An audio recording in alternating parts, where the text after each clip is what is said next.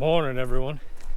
So we're coming out of this polar vortex that they call it. In other words, a couple of days of cold in Maine with a little bit of wind. It wasn't really fun outside, that's for sure though.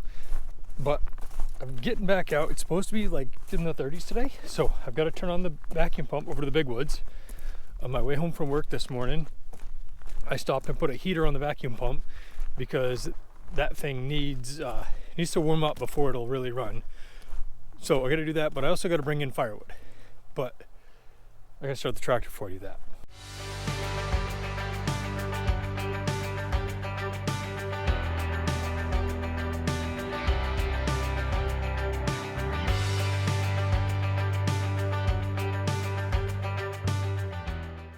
I did come down and plug this thing in this morning, so it'll be warmed up. It shouldn't be too bad for it. Now, I was sitting up in the kitchen looking down in the woods, and all of a sudden I see that my vacuum line was hanging low that goes down from the sugar house down to the woods. Actually, no, it's not the vacuum line, it's the pump out line. So I gotta figure out what's going on with this. Well, it comes out of the sugar house and it's lazy. It doesn't look like anything hit it though, so I'm not really sure what happened. Looks like it might be a side tie over here on the tree, but I'm not 100% sure. But there's enough snow here, I better throw my snowshoes on and then go see if I can figure this out. So I'm here at the side tie, and it looks like the side tie just broke. There's the piece of pipe there that protects the tree. So we'll go down and see if I can figure out if something came down on this, or maybe just the wire let go. That looks like it's potentially just a broken side tie wire, which isn't a huge deal. It's just an inconvenience when you've got other things to do. But I'm also kind of concerned about what else could be wrong over the big woods. If this one broke, I wonder if something else came down over there, but we'll find out.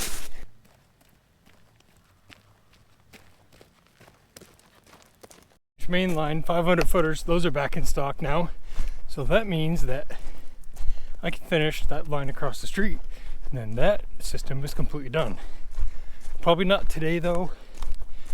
I'm gonna go over and work on the big woods, get more tapped there, and then I can work on this some morning when it's cold. I'm gonna go underneath the deck to get in and get the casing for firewood, but I better put the roll bar down before I bounce it off the deck because I've already done that a few times.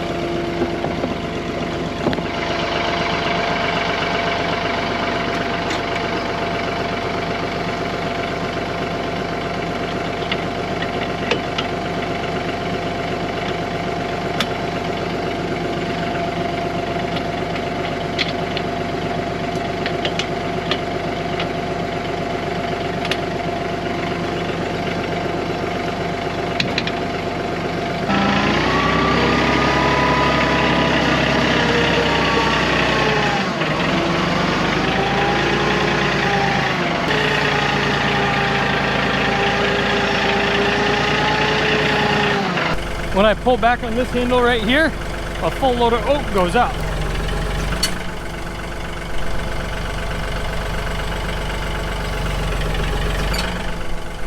It's like magic. It's like the tractor does what it's supposed to. The old one sure as hell couldn't do that.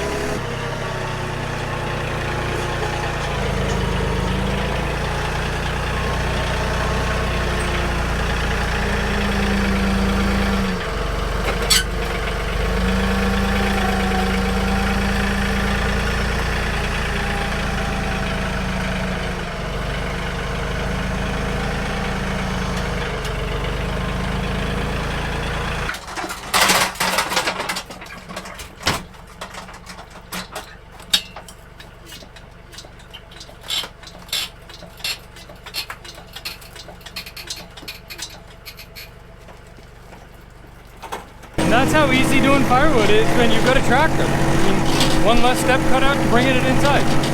It works. All right, first thing I gotta do now that I'm over here to the big woods is I gotta get everything hooked back up here in the releaser room. So I already know I need to go back. I forgot a fitting that goes on the releaser. So I have to go back to the house to get that, but I'm gonna get this thing hooked up now.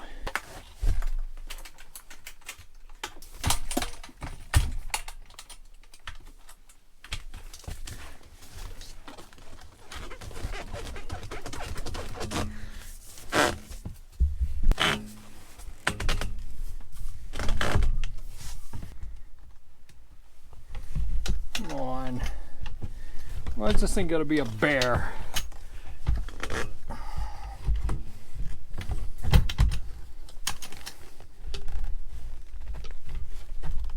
There's that.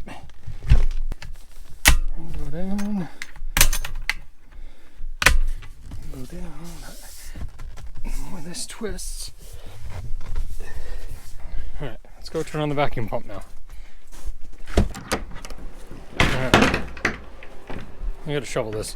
I gotta shovel all this out. The door won't even open right now, but there's some lights.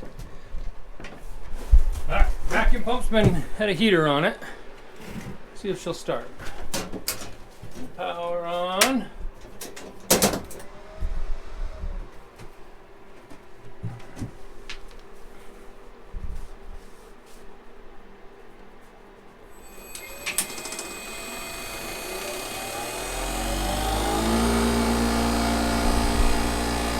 So it should wind right down though, as the vacuum comes up, because the valve down there at the releaser is closed.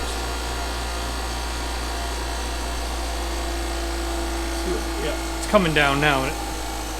Shut this heater off. Should be good to go down now.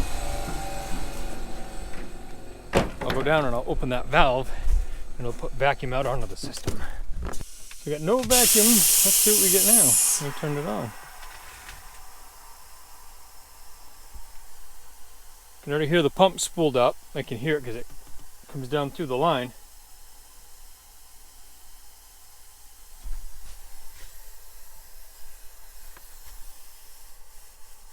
Need to tighten that up.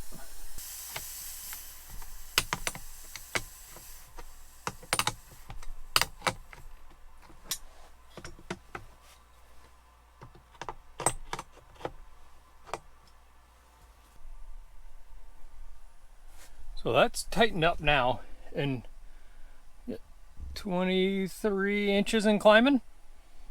And that's not bad right away, but I'm not gonna plug the releaser in. I'm just gonna leave it. I'm gonna run home and get that fitting, because last year where it comes out of the pump down here, I broke it because it's just PVC. I broke that on when I was bringing it home last year, so I gotta go get that. I've got it made. It's just sitting in the basement. So, but 25 inches right away, we'll take it. So there's definitely a leak up there someplace, but I don't think it's a huge one because the pump should be down by now, but something's still leaking. But I got the part I forgot. I'll get that hooked up, do a couple things down here, and then head up, see if I want to find some leaks.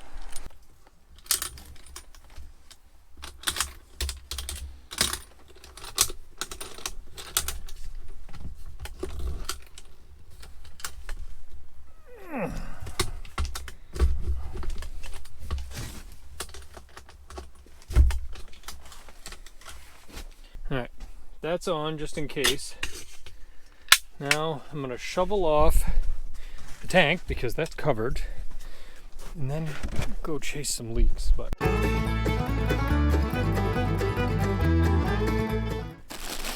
this monitor here monitors the lower two, the B1 and B2, but this one's a repeater, so it takes the signal and from further up and brings it down to the hub, but the one way up top isn't working. So what I'm going to do is I'm going to move this one to the middle, put the one that's in the middle down here, and hopefully I can get that one up there to work, because it's not working like it should. So this should take care of it.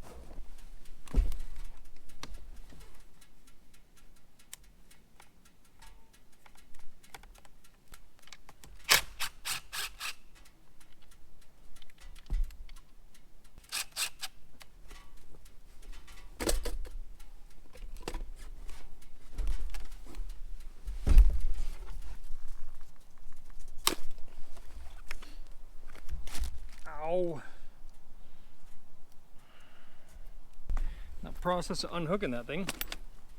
Just tore a fingernail all to hell. It's awesome.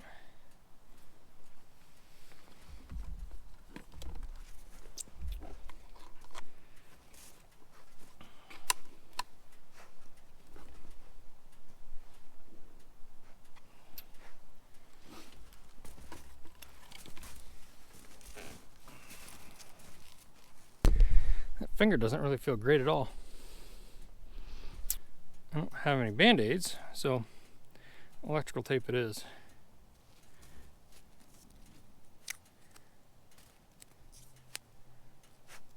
Maybe.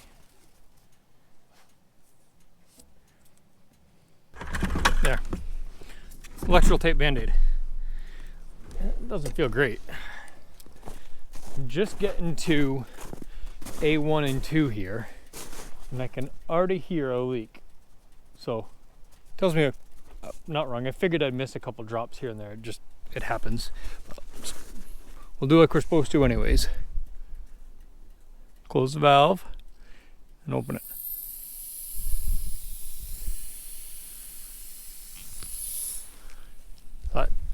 That tells me it's on this one, so we'll do this though. We'll check this valve. Close this one too. Let's see if we got a leak on this one.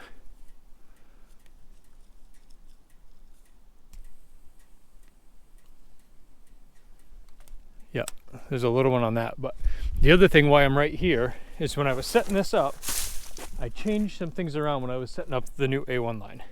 So this line right here coming into A2, I never connected it because I didn't have any saddles with me at the time. And then when I did have saddles, I forgot about it. So I'm gonna hook this one up, but then at the same time, this one right here and that one right there never got hooked up either. So I brought some tubing. I'll hook these two up, get these two tapped, then be all set. And those are gonna come into, well, they'll probably both come into this one, into A2.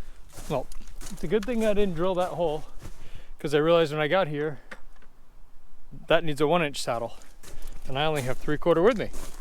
So I guess that one's not getting hooked up. But then I did decide too, that I'm just gonna cut a drop in on that one on that line, and then this is just gonna be a 1-to-1. It'll just be better. So the sap is not really running great today. So today is honestly gonna be more of a, well, find it by sound rather than by what the bubbles are doing, because these trees are cold and they're not really gonna want to give up any sap today at all. I think I found it. Not quite sure what I was thinking on this one. Note to self, you've got to hook up saddles for them to actually work.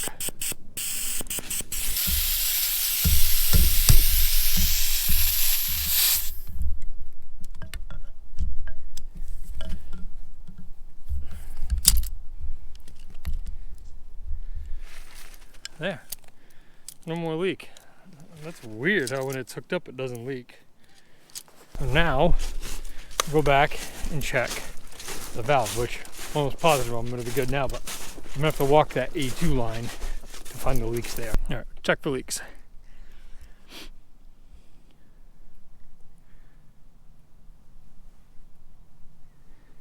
Weird, nothing. Try this one again.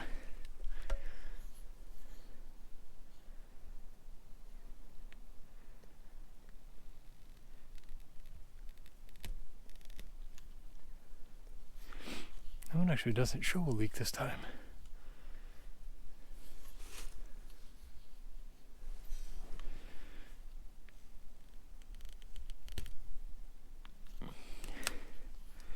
That one's not showing a leak.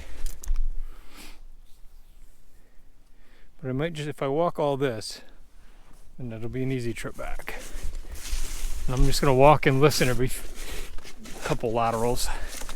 Here's A3. I didn't find anything coming up that side, but it doesn't mean there's no leaks there.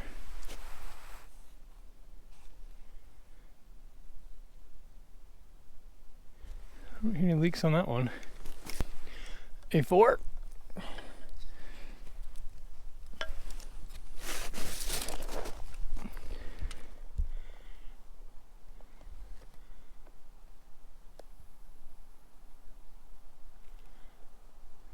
think there's a leak up here.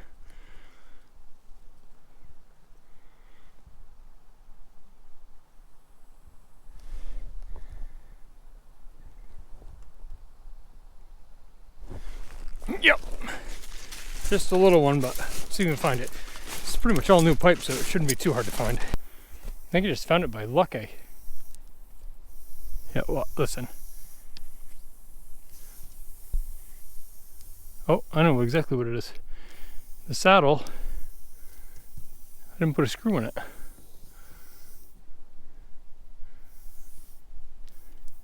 And the four-wheeler's way down there, of course. All right, finish walking up this one, come back A5, and then I'll go get the four-wheeler, then I can get a screw. That's a smooth move right there. I really like the way that these off-colored drops, so I used to use all blue, now I'm using blue and, well, pink last year and orange this year. The way that these look when you look up through the woods, you can, everything stands right out to where you can see every drop going up. It doesn't kind of like blend into the sea of blue, so off-colored drops is definitely the way to go. And this is why sap ladders are hard. Right now, we're froze up. So I just checked this line, there's no vacuum at the top because it froze up, but if I look, I can see it's starting to thaw out. I mean, it wants to, it's just, it's not there yet. So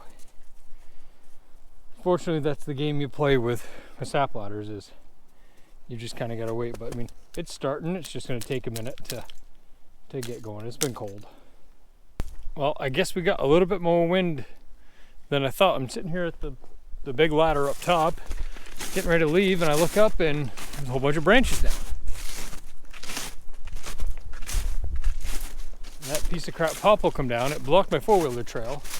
So I get to the ladder, so I have to bring the saw for that, but now it's down on my line.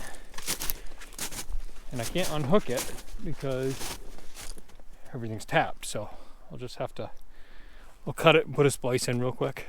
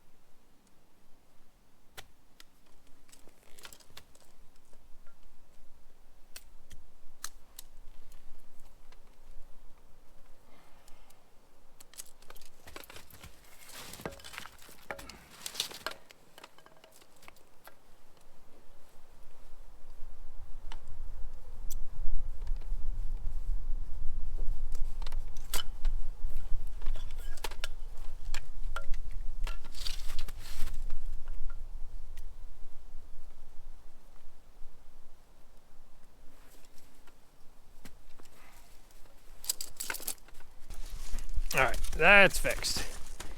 Luckily it wasn't anything crazy, other than now I'm standing on a stick that's over my snowshoe, which does, oh boy, that doesn't help either. I'm gonna kill myself climbing over this log. I know a lot of people say just use your one-handed tool for fixing stuff. What a pain in the ass using a one-handed tool with that. If I had my two-handed tool, it would have been together seconds quicker and I wouldn't have been fighting with it. So when you're fixing tubing, two-handed tool. When you're tapping, just a single works.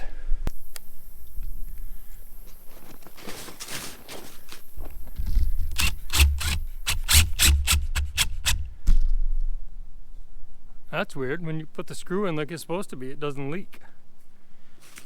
Maybe I should try that from now on. So I just finished tapping C1, and now I'm going to turn it on. That valve's closed. There's a vacuum there. Should in a couple minutes know if I have any leaks. I shouldn't be any leaks. Pretty sure I got them all tapped, but I've got a little bit more time. I could go up and start doing, can't see me, you're in the sun, hold on. No, I'm in the sun. I could go up and start doing more of this C system, but I'm not gonna get enough done to turn a main on completely. There'd be too much left open, so I may go down and do some of the B system. I could do one leg of the B system.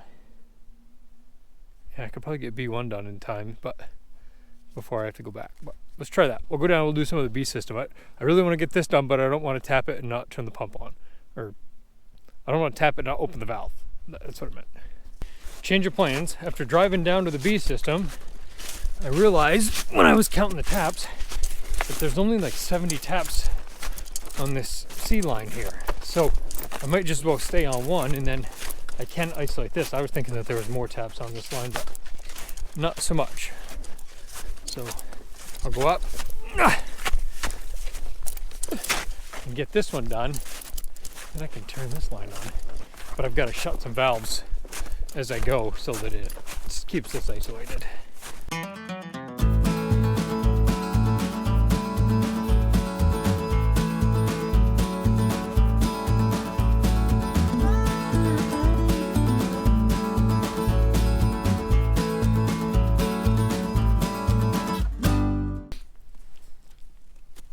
This is why putting valves in when all your main lines are pays dividends, because now I can shut this one down even though there's not a lot of taps on it.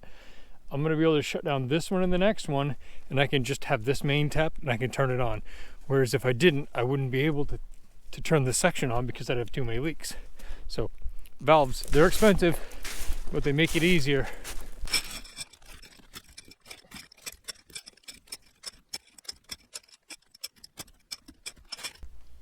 So 63 taps on that main.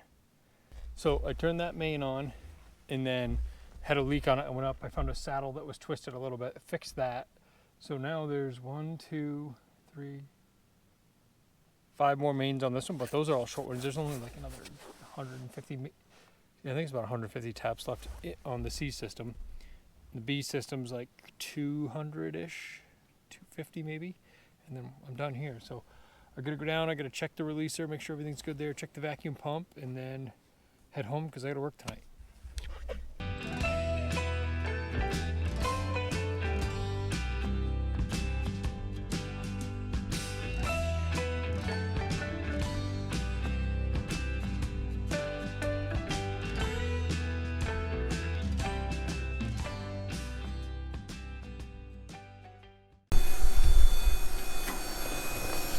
Look at that, 900 RPMs on the drive. That's telling me that the system's tight up there. There's probably a few little leaks. I did see some squirrel chews that I'll have to fix later, but this thing's, you can't really ask for more than that. But, well, you could ask for a sap run. That's about it.